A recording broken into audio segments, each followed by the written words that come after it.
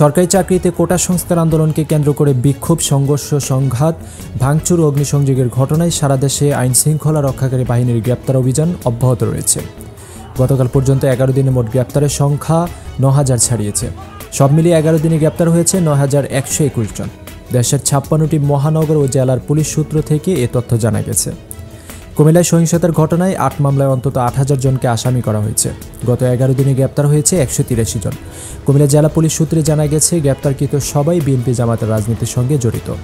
কোটা প্রথা সংস্কারের দাবিতে শিক্ষার্থীরা লাগাতার কর্মসূচি শুরু করে 1 জুলাই। 15 জুলাই ঢাকা বিশ্ববিদ্যালয়ের শিক্ষার্থীদের আন্দোলনকে ঘিরে সংঘর্ষের পর বিক্ষোভ ছড়িয়ে পড়ে প্রায় সারা দেশে।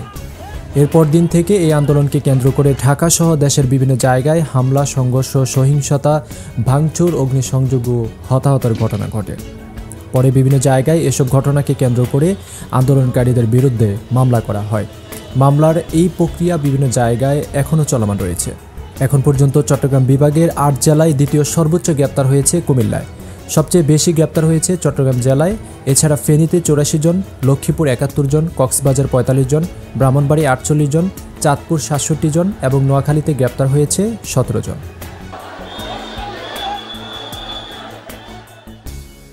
কুমিল্লার কাগজ নিউজ ডেস্ক।